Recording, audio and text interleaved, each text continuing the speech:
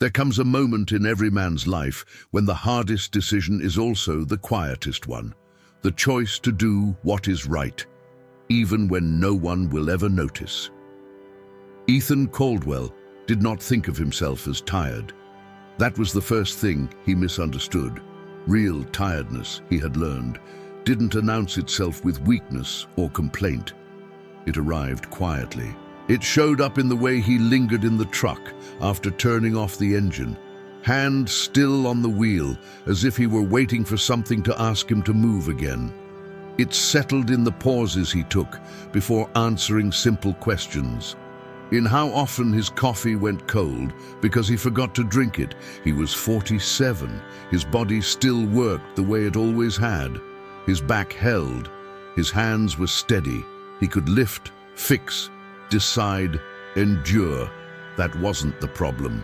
The problem was that somewhere along the way, endurance had stopped feeling purposeful and started feeling habitual, as if he were continuing not because it mattered, but because stopping would require explaining something he didn't yet have words for. Ethan lived just outside a small Midwestern town where the land didn't pretend to be anything other than what it was. Fields stretched wide and flat behind his house, honest ground, workable ground. The kind of land that asked for attention whether you felt ready to give it or not. Most mornings, he woke before dawn without intending to. His body moved ahead of his thoughts. In the kitchen, he avoided the overhead light, letting memory guide him instead. Coffee grounds, water, the soft click of the switch, familiar motions that didn't demand decisions. Outside, the air was cool and undecided. Ethan stood on the porch longer than necessary, mug warming his palms. He wasn't looking for anything in particular. Still, he felt the familiar pressure, the sense that something should already be happening, that he should already be on his way towards something useful. Some mornings, the quiet calmed him. This one didn't. He walked the property out of habit more than intention, his boots pressed into damp soil. The fence line leaned where it always had, nothing urgent, nothing broken, everything mostly where it belonged. At the edge of the field, he stopped beside the old oak tree his father had planted years ago. Ethan rested his hand against the bark. It was rough, grounding. He stayed there longer than he needed to. For a moment, just a moment, he wondered what it would feel like to be less dependable, to let something go undone and not rush to explain himself. The thought passed quickly, almost before it finished forming, leaving behind a quiet unease he couldn't quite name. Some things don't respond to pressure. He didn't know why the thought came to him then. He only knew it felt true. Ethan lowered his hand, adjusted his jacket, and turned back toward the house. The day was waiting, and as always, he would meet it, steady, capable, carrying more than he planned to mention to anyone. He did not raise his voice inside that office. He never did. Ethan had learned long ago that volume often weakened the very thing it tried to defend. He laid the report on the desk between them, pointed to the timestamp, and waited. Silence did some of the work for him. It always had. The man across from him skimmed the page, nodded once, then set it aside as if it were a minor inconvenience rather than what it was. There was a practiced calm in his posture, the kind that came from answering questions without truly receiving them. "We're under pressure this quarter," the man said. "We're adjusting processes. Nothing outside acceptable margins." Ethan listened. He always listened first. He watched the way the man avoided his eyes, the way his fingers tapped twice against the desk before going still. "I understand pressure," Ethan said. His voice was even. "But this wasn't enough time. If something goes wrong later, it won't trace back to a process. It'll trace back to a choice." The room held that sentence without reacting to it. The man smiled, polite, contained. "We'll take it under advisement." That was the phrase. Ethan recognized it immediately. words that sounded like consideration but carried none of its weight. He nodded, thanked the man for his time, and left. Back at his desk, the facility sounded louder than before, or maybe he was just hearing it differently. He finished the rest of his work with care, signed what needed signing, and shut down his computer. When the day ended, he walked to his truck and sat there with the door closed, hands resting on the steering wheel. He stayed longer than usual, not because he was uncertain about what he'd done, because he knew what often followed. At home that evening, Margaret noticed it before he said anything.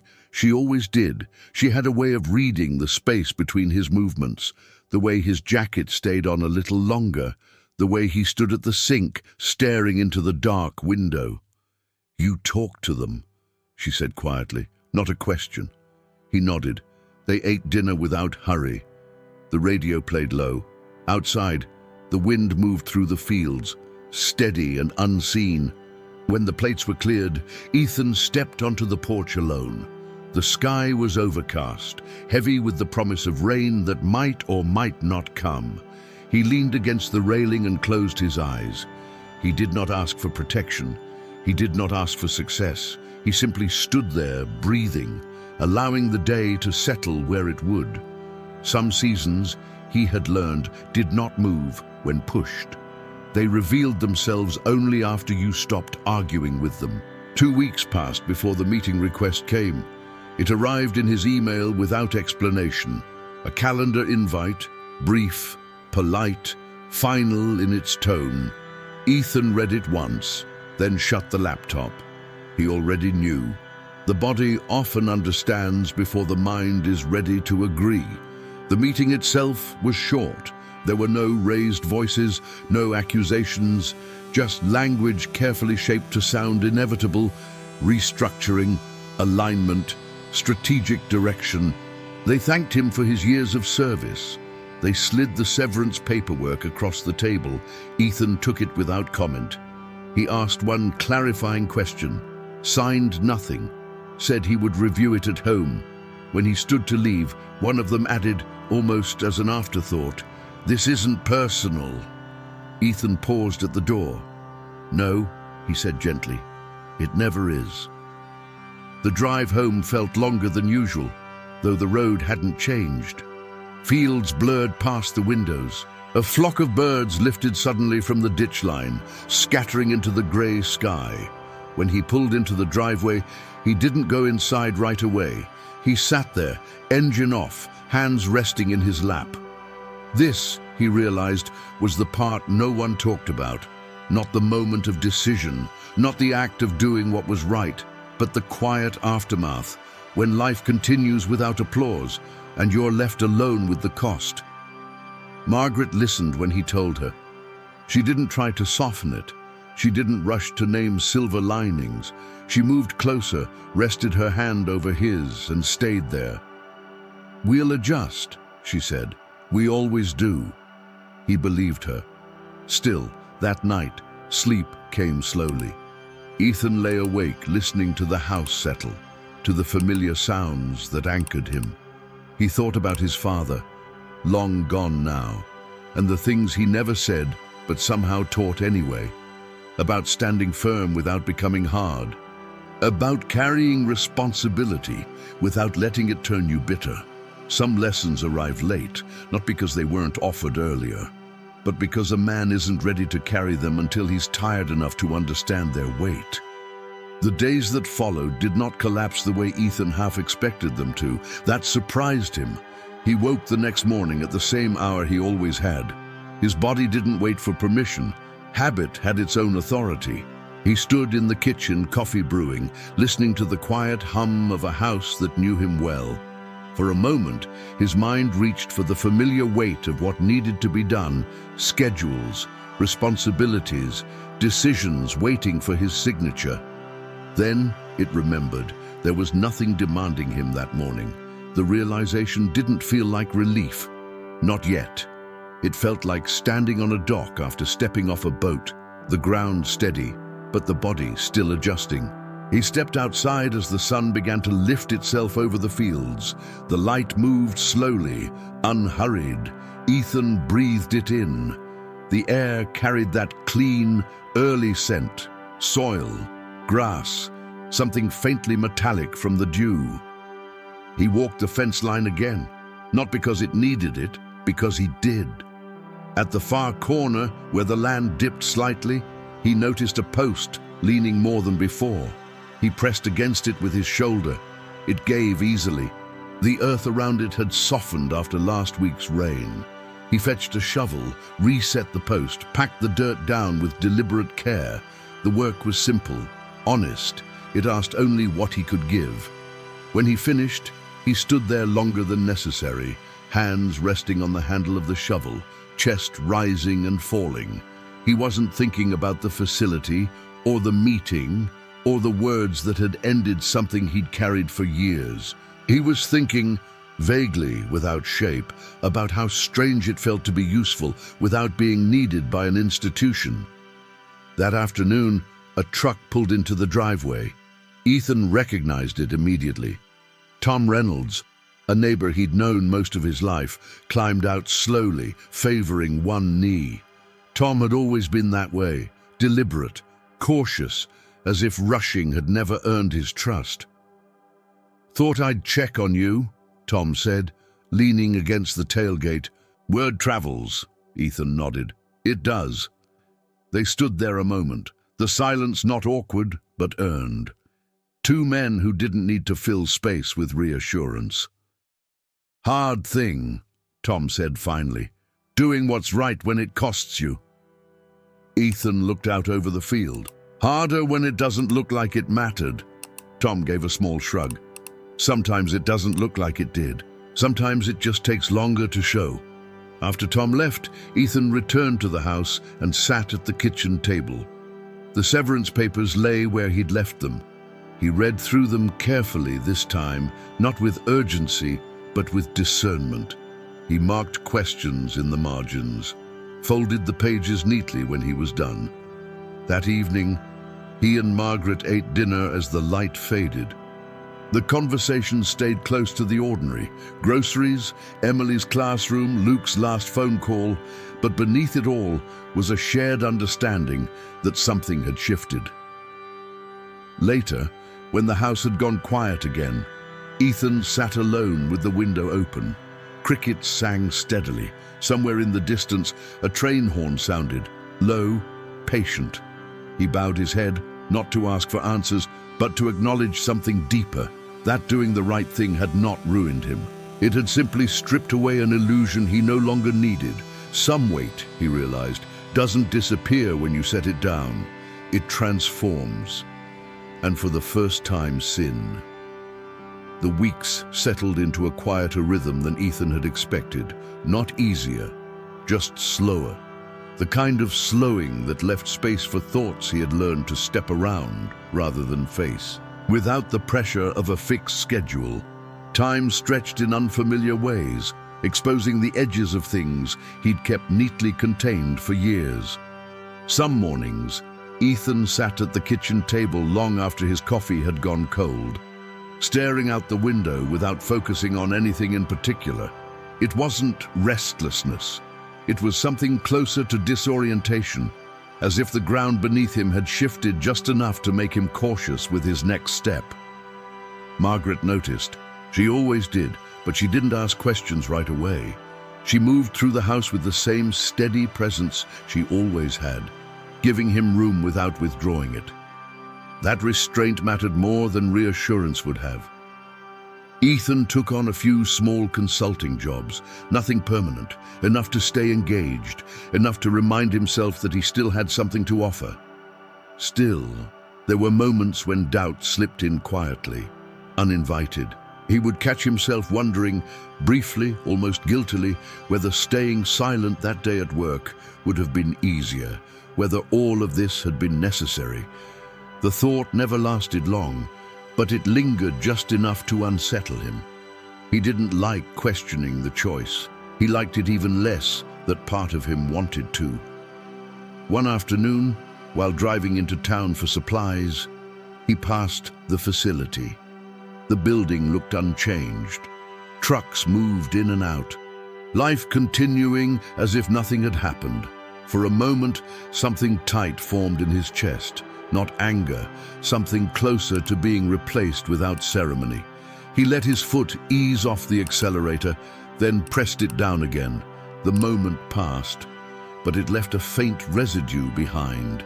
That evening, he sat alone at the kitchen table with the severance papers spread out in front of him. He read them carefully, marking the margins with a pen he didn't remember picking up. The words were precise, controlled.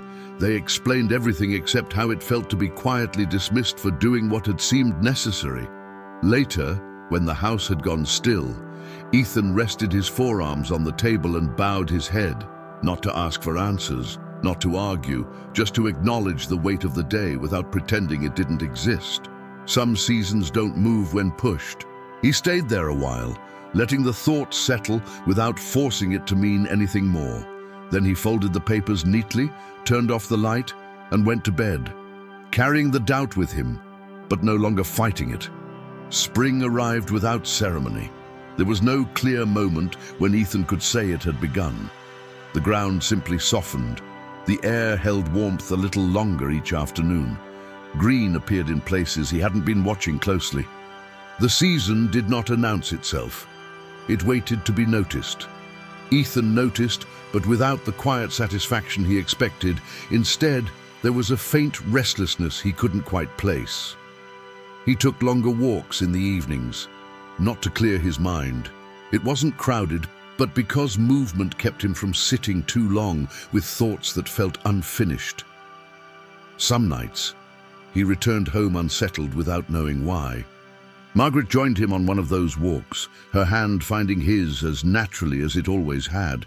They moved in silence for a while before she spoke. "You seem distracted," she said gently. Not concerned, observant. Ethan considered denying it. The impulse surprised him. "I keep wondering," he said slowly, "if I made it harder than it needed to be." She didn't answer right away. She didn't rush to correct him. "I know it was right," he added, as if clarifying it for himself. "I just didn't expect the quiet to last this long." That night, after Margaret had gone to bed, Ethan sat alone at the table with the window open. The sounds of early spring drifted in, insects, distant movement, life returning. He rested his elbows on the table and stared at the grain of the wood beneath his hands. For the first time, he allowed the thought to finish forming. Maybe staying silent would have been easier. Maybe this cost more than he'd admitted. Maybe integrity wasn't as clean as he'd once believed. The thoughts didn't accuse him. They didn't absolve him either. They simply existed, asking to be acknowledged rather than dismissed. The next morning, the letter arrived.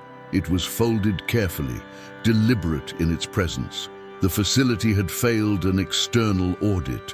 Standards were being reviewed, processes rewritten. There was an invitation, measured, cautious, asking if Ethan would consider returning in an advisory role. He read it once, then set it aside. Not because he was eager, not because he was resistant, but because he understood now that some decisions weren't meant to resolve doubt, only to be made honestly in its presence. He slept better than he had in weeks. In the morning, he walked to the oak tree and rested his hand against the bark. The ground was firm beneath his boots, unchanged, waiting. He thought of the man he had been, the one who believed that doing the right thing would eventually feel simple. That man had meant well. This one knew better. Ethan went back inside, leaving the letter where it was.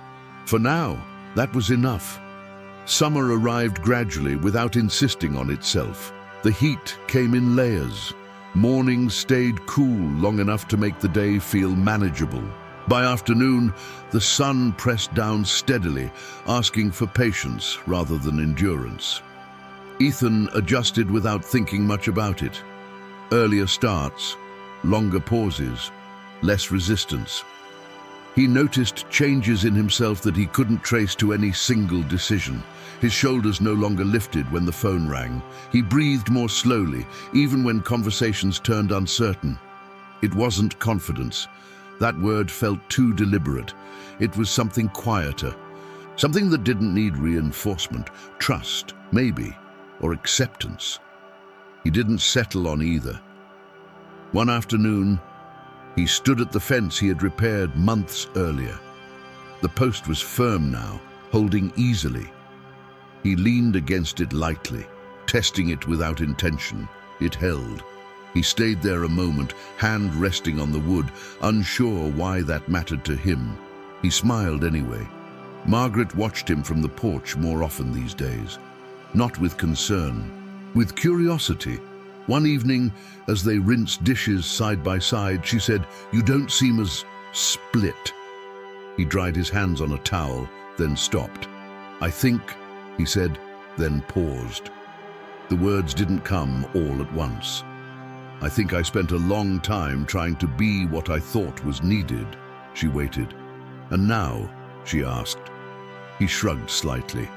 "Now I'm trying to stay where I actually am." They finished the dishes without adding anything more. A few days later, Emily stopped by. She brought groceries she didn't need help carrying. She lingered at the table after everything was put away, tracing the rim of her glass absent-mindedly. "My students ask me sometimes how to know when something is right," she said. "Not what's correct, what's right." Ethan listened. "I tell them it feels quieter," she continued. "Not easier, just quieter." She looked at him then, and he recognized something in her expression. Not admiration, not expectation. Understanding. That night, Ethan lay awake listening to the open summer sounds, insects, distant movement, the house settling around him. He thought about all the moments no one had seen, not the big ones, the small ones that never turned into stories. There is a kind of integrity that doesn't announce itself. It simply stays. And once it does, you don't have to hold yourself together so tightly anymore. You can rest just enough. Autumn came the way it always had, slowly, almost apologetically. The mornings cooled first, then the light began to slant differently across the fields, softer somehow, as if the sun itself had learned restraint. Leaves along the tree line shifted color one at a time, not in a rush, not together. Ethan noticed these things because he was no longer hurrying past them. One late afternoon, he found himself alone in the barn, sorting tools that didn't truly need sorting. Some habits lingered because they were familiar, not because they were necessary. He moved a wrench from one peg to another, paused, then moved it back. He leaned against the workbench and exhaled. There had been a time when stillness felt dangerous to him, as if stopping meant falling behind, as if rest invited loss. Now, stillness felt earned. Not something he took, but something that arrived when he stopped resisting it. Outside, the wind picked up, carrying the dry scent of leaves and distant smoke. Someone nearby was burning brush. The smell carried memory with it. His father, standing near a similar fire years ago, hands tucked into his jacket, eyes watching flames settle rather than flare. His father had been a quiet man, not distant, just careful with words. Ethan understood him better now than he ever had when the man was alive. That evening, Margaret suggested a drive. No destination, just movement. They took the back roads, the ones that curved without reason, bordered by fields and old barns leaning into their age. At one point, Margaret reached over and rested her hand on Ethan's forearm. "You know," she said softly, "you don't seem to be carrying something anymore." He thought about that as the road stretched ahead of them. "I think, he said, "I finally put it down." They drove until the sky darkened and the first stars appeared, faint, patient, unconcerned with being noticed. Later, back at home, Ethan stepped outside alone one last time before bed. The night was cool, quiet. He stood on the porch and let it surround him. There were still responsibilities ahead, decisions yet to come. Life had not resolved itself into simplicity, but something essential had settled. He understood now that doing the right thing had never been about outcome or acknowledgement. It had been about alignment, about living in a way that allowed him to remain at peace with himself when the noise fell away. Some lessons wait until no one is watching, not because they need secrecy, but because they require honesty.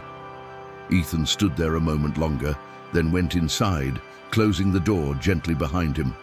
The quiet followed, and for the first time in a long while, it felt like enough.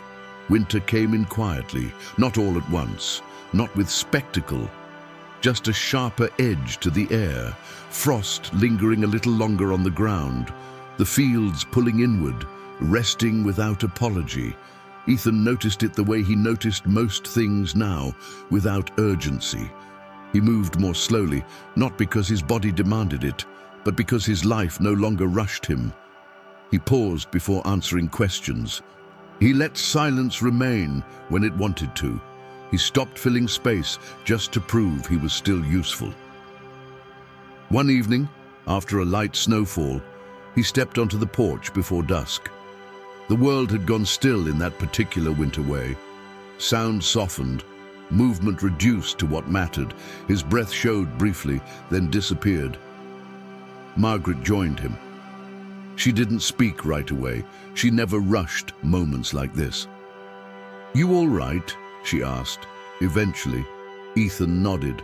The answer didn't feel like reassurance this time. It felt settled. Inside, the house was warm, familiar. He hung his coat where it always went and noticed how natural the motion felt. Some things didn't need fixing. They only needed to be trusted. Later, lying awake, he listened to the quiet. Not the kind that presses in, the kind that holds. He thought about the moment months ago, the report on the desk, the pause at the door, the decision no one else would ever fully understand.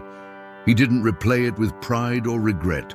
It simply existed now, like a marker in the landscape of his life. Some lessons don't arrive to prepare you for what comes next. They arrive to let you rest where you are. As sleep took him, Ethan felt no sense of victory, no loss either. Only the steady knowledge that when the choice had been quiet and unseen, he had not turned away from himself. And that was enough. He let the night finish the thought. If this story felt familiar, it's probably because you've lived part of it already. Not the details, but the weight, the quiet moments where no one was watching, the decisions that didn't come with applause, only consequence. The kind of tiredness that rest doesn't fix because it isn't in the body. If you're in a season where doing the right thing feels lonely, where clarity hasn't arrived as answers, only as a steady pull, where life is asking you to move slower, not louder, then you're not behind. You're being shaped.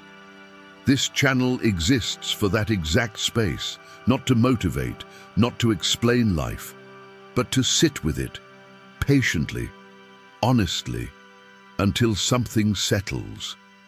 If you want stories that understand responsibility without glorifying exhaustion, stories that respect silence instead of filling it, stories that feel chosen, not produced, you'll want to stay. Subscribe, not for content, but for companionship in this season. And when this ends, let the next story on your screen play. It's not random. It's waiting for the part of you that's been carrying more than anyone knows.